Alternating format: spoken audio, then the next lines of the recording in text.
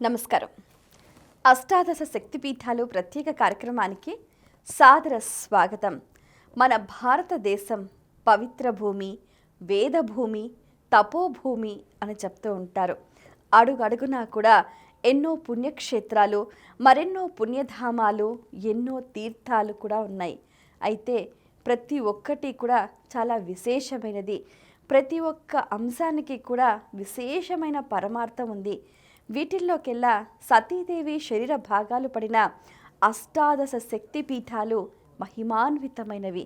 ప్రతి ఒక్కరూ కూడా దర్శించి తరించవలసిన పవిత్రమైన ప్రదేశాలు. అష్టాదశ శక్తి పీఠాల గురించి దేవి భాగవతంలో, దేవి మహత్యంలో, శివమహాపురాణంలో చాలా అద్భుతంగా వర్ణించారు. మార్కండేయ పురాణంలో కూడా ఆ సతీదేవి లీలా వైభవ విశేషాల్ని అత్యద్భుతంగా కూడా వర్ణించారు. అయితే ఆ అమ్మవారు అష్టాదశ శక్తి పీఠాల్లో కొలువైన తీరు వెనక ఎన్నో దివ్యమైన గాథలు కూడా ప్రచారంలో ఉన్నాయి. వాటిల్లో అతి ముఖ్యమైనది దక్ష యజ్ఞం మూలంగా మనం చెప్పుకుంటూ ఉంటాము. దీనికి సంబంధించిన చిన్న కథ ప్రచారంలో ఉంది. ఒకసారి పార్వతీదేవి తండ్రి అయిన దక్షుడు ఒక యజ్ఞం తలపెడతారు. సమస్త దేవతలను, ఋషులను, మునులను, త్రిమూర్తులను కూడా ఆహ్వానిస్తారు. కానీ సొంత అల్లుడైన ఆ పరమేశ్వరుని పిలవటం మర్చిపోతారు. ఏవగింపుతో విచిత్రంగా వ్యవహరిస్తూ ఉంటారు. పార్వతీదేవి తన తండ్రే కదా చేస్తున్నది యజ్ఞం అని చెప్పి పిలవకపోయినా పర్వాలేదు, మన ఇంట్లో కార్యక్రమం అని వెళ్తుంది. కానీ అక్కడ పరాభవం పాలవుతుంది. ఆ అవమానాన్ని తట్టుకోలేక సతీదేవి తన శరీరాన్ని చితిపైన ఛిద్రం చేసుకుంటుంది. అదే క్రమంలో పరమేశ్వరుడు సతీదేవి శరీరాన్ని భుజం మీద వేసుకొని వెళుతూ ఉండగా అది చాలా అమ్మవారి శరీరం అనేది పవిత్రమైనది, ప్రతి ఒక్కరూ పూజించి తరించవలసింది. అందుకు తగ్గట్టుగా లోక కళ్యాణార్థం శ్రీ మహావిష్ణు తన సుదర్శన చక్రాన్ని సంధించగా 18 భాగాలు 18 చోట్ల పడ్డాయి. వాటిని శక్తి పీఠాలుగా వ్యవహరిస్తూ ఉంటారు. అందులో మొదటి శక్తి పీఠం లంకాయాం శాంకరీదేవి.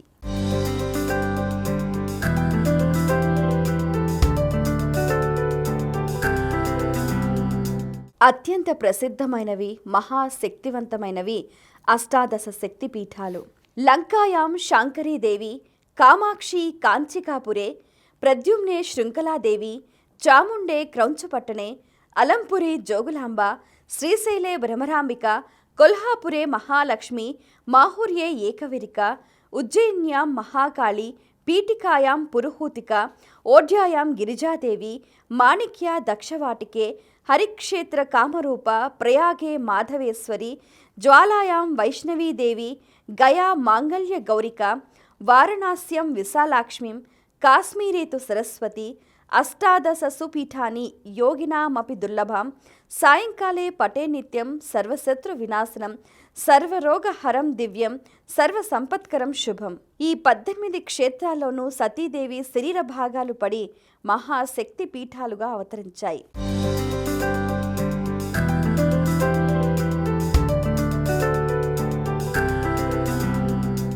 అష్టాదశ శక్తి పీఠాల్లో మొదటి పీఠం లంకాయాం శాంకరీదేవి. శాంకరీదేవి శ్రీలంకలో సతీదేవి శరీర భాగం పడిన ప్రదేశంగా చెబుతూ ఉంటారు. శ్రీలంకను ఒకప్పుడు రావణాసురుడు రాజ్యం ఏలాడు. తరువాత ఆ ప్రదేశమంతా కూడా, ఆ రాజ్యమంతా సముద్ర గర్భంలో కలిసిపోయింది. దానికి కారణం శాంకరీదేవి అలిగి ఆ ప్రదేశాన్ని వదిలి వెళ్ళటమే చెప్తూ ఉంటారు. అయితే ఇక్కడ ఈ శ్రీలంకలో శాంకరీదేవి కొలువై ఉండటానికి గల ప్రధానమైన కారణం ఏంటంటే, ఒకసారి రావణాసురుడు శివుడి ఆత్మలింగాన్ని కోరి కైలాసానికి వెళ్తాడు. శివుడి ఆత్మలింగం అతని చేతికి అందిస్తే ముల్లోకాలు కూడా అల్లకల్లోలమైపోతూ ఉంటాయి. ఈ ఉపద్రవం నుంచి బయటపడడానికి ఒక మాయ అనేది రావణాసురుని కమ్మేస్తుంది. కైలాసానికి ఆత్మలింగం కోసం వెళ్ళిన రావణాసురుడు ఆ సంగతి మర్చిపోయి పార్వతీదేవిని నాతో పంపమని పరమేశ్వరుని అడుగుతాడు. అప్పుడు పరమేశ్వరుడు ససేమిరా అంటారు, నువ్వు అడుగుతుంది ఎవరినో తెలుసా? ఆమె పరాశక్తి, ఆది పరాశక్తి, ముల్లోకాలను కూడా నడిపించే శక్తి స్వరూపిణి. ఆమెను మీరు అంతగా భరించటం మీ సాధ్యమైన పని కాదు అని చెప్తారు. అయినా రావణాసురుడు ఒప్పుకోడు. పార్వతీదేవిని నాతో పంపించాల్సింది అని అంటారు. ఇంకా విధి లేక ఆ భక్తుని మాట కాదనలేక ఆ దాక్షాయణిని ఆ రావణాసురుడి వెంట పంపుతాడు శివుడు. అయితే రావణాసురుడి ముందు నడుస్తూ ఉండగా ఆ అమ్మవారు వెనక వస్తూ ఉంటుంది. అలా కొంత దూరం వెళ్ళగా మహిరావణుడు చూసి, నువ్వు కైలాసానికి వెళ్ళి పార్వతీదేవిని తీసుకొస్తా అన్నావు, కానీ ఏంటి మహాకాళి భద్రకాళిని తీసుకొస్తున్నావు అంటారు. వెనక్కి తిరిగి చూస్తే పార్వతీదేవే కనిపిస్తుంది. సరేలే అని అనుకుంటాడు. కొంచెం ముందు దూరం వెళ్ళేసరికి అహిరావణుడు కూడా ఇదే మాట అడుగుతాడు. కైలాసానికి వెళ్ళి పార్వతీదేవిని తీసుకొస్తా అన్నావు కదా, పిశాచాన్ని తీసుకొస్తున్నావేంటి అని. పిశాచమా? కాదే అంటూ రావణాసురుడు మళ్ళీ వెనక్కి తిరిగి చూస్తే పార్వతీదేవే కనిపిస్తుంది. కొంచెం దూరం ముందుకు వెళ్ళగా విభీషణుడు అడుగుతాడు, కైలాసానికి వెళ్ళి పార్వతీదేవికి బదులు ఆదిపరాశక్తినే తీసుకొచ్చావా అంటూ ఆ తల్లికి ప్రణమిల్లుతాడు. అప్పుడు ఆయన వెనక్కి తిరిగి చూడగా పరాశక్తి కనిపిస్తుందన్నమాట. ఆ తరువాత తన విచిత్రమైన ఆలోచనకు, వ్యవహార శైలికి ఆ అమ్మవారు రావణాసురుణ్ణి శిక్షిస్తుంది. ఆ ధాటికి తట్టుకోలేక అతను పశ్చాత్తాపపడి అమ్మవారిని శరణు వేడుతాడు. తల్లినే కావాలని కోరుకున్న ఆ తనయుడు అతనికి బుద్ధి చెప్పాలనుకుంది. కానీ కొడుకు తప్పు చేస్తే సరిదిద్ది మందలించాల్సిన బాధ్యత తల్లిదే కాబట్టి ఆమె ఆ విధంగా వ్యవహరించిందనమాట. ఆ తరువాత రావణాసురుడు ఆ తల్లిని ఒక కోరిక కోరుతాడు. నువ్వు ఇక్కడే శ్రీలంకలోనే ఇక్కడే కొలువై ఉండి అందరినీ అనుగ్రహించాలి అని అడుగుతాడనమాట. అయితే ఒక షరతు అని చెప్తుంది ఆ తల్లి. ఇక్కడే పీఠం ఉంది కాబట్టి నేను ఇక్కడే శాంకరీదేవిగా కూడా కొలువై ఉంటాను. అయితే ఈ తల్లి మాట నువ్వు ఏనాడైతే జవదాటుతావో అప్పుడు నేను ఈ ప్రదేశం వదిలి వెళ్ళిపోతాను అని చెప్తుంది. సరే అంటాడు రావణాసురుడు. ఇలా కొంతకాలం గడవగా ప్రతిరోజు కూడా శాంకరీదేవిని దర్శించుకుని తరిస్తూ ఉంటాడు రావణాసురుడు. అయితే అతని బుద్ధి పెడదారి పట్టి సీతాదేవిని చెరపట్టి లంకకి తీసుకొస్తాడు. ఆ మరుసటి రోజున శాంకరీదేవి దర్శనానికి వెళ్ళిన రావణాసురుడిని ఆ తల్లి హెచ్చరిస్తుంది. సీతాదేవిని వెంటనే విడిచిపెట్టు అని చెబుతుంది. ఆ మాటలు పట్టించుకోలేదు రావణాసురుడు. దాంతో శాంకరీదేవి ఆ ప్రదేశాన్ని వదిలి వెళ్ళిపోతుందన్నమాట. ఆ తరువాత కొంతకాలానికి ఆ ప్రదేశం అంతా కూడా సముద్ర గర్భంలో కలిసిపోతుంది. శ్రీలంక ట్రిమ్కోమలిలో శాంకరీదేవి ఆలయం దేదీప్యమానంగా వెలుగొందుతూ ఉంటుంది. ఇక్కడ ఈ అమ్మవారి వైభవ ప్రాభవాల్ని తెలుసుకున్న ప్రతి ఒక్కరూ కూడా తెలుసుకోవాల్సిన నీతి ఏమిటి అంటే, తల్లిదండ్రులను పూజించాలి, సేవించాలి. అలా చేస్తే మనకు సకల సిరి సంపదలతో పాటు అష్టైశ్వర్యాలు సిద్ధిస్తాయి, మనం అనుకున్నవన్నీ కూడా నెరవేరుతాయి అన్నది ప్రతీతి.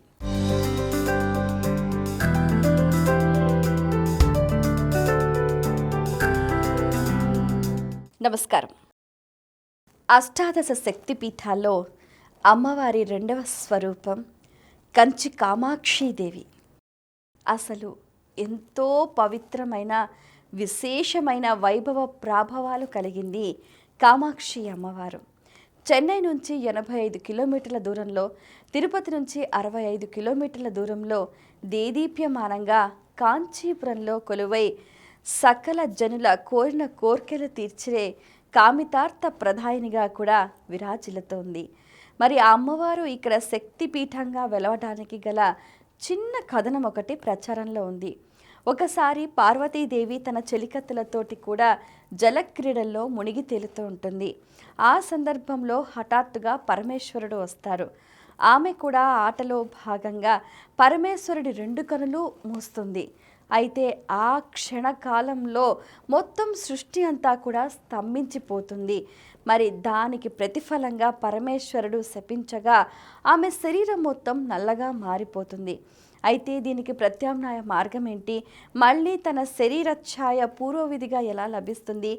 ఈ శాపానికి విముక్తి ఏంటి? ఈ పాపం ఎలా తొలగిపోతుంది అని పార్వతీదేవి పరమేశ్వరుని అడగగా, నువ్వు హాస్యానికైనా కూడా చేయకూడని పని చేశావు కాబట్టే దానికి తగ్గ ఫలితం నువ్వు అనుభవించాల్సింది అని చెప్తాడనమాట.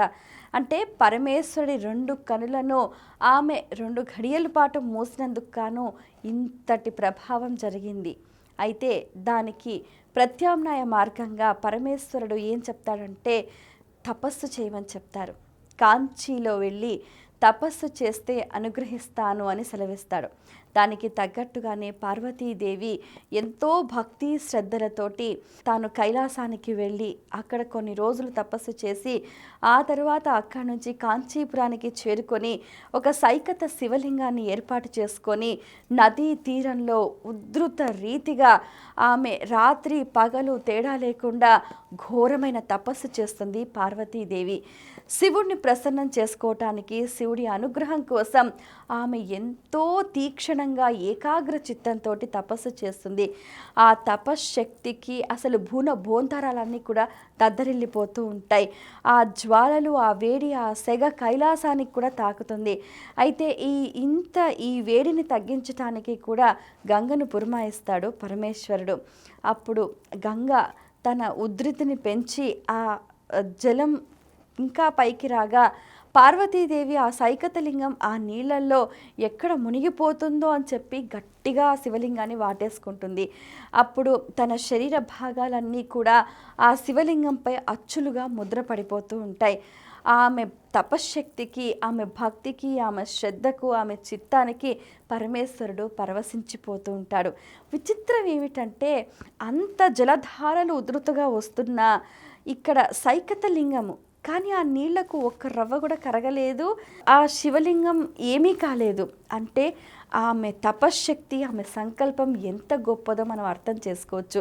పరమేశ్వరుడు ప్రసన్నమయ్యాడు, ప్రత్యక్షమయ్యాడు, పార్వతీదేవిని అనుగ్రహించాడు. సమస్త దేవీ దేవతలు కూడా ఆ ప్రాంగణంలో ప్రత్యక్షమయ్యారు. శివుడికి పార్వతీకి కూడా వివాహం జరిపించారు.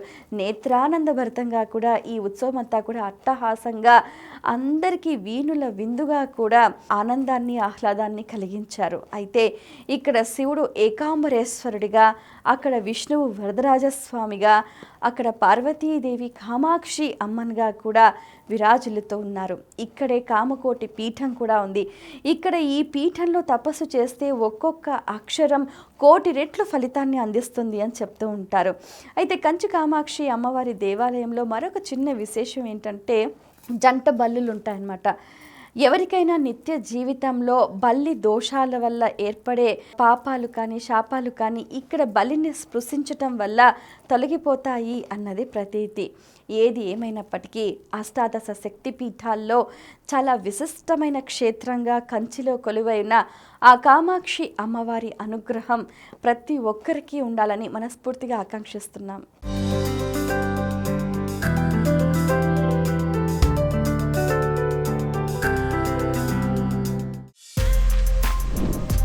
For more videos like this, subscribe Big TV channel.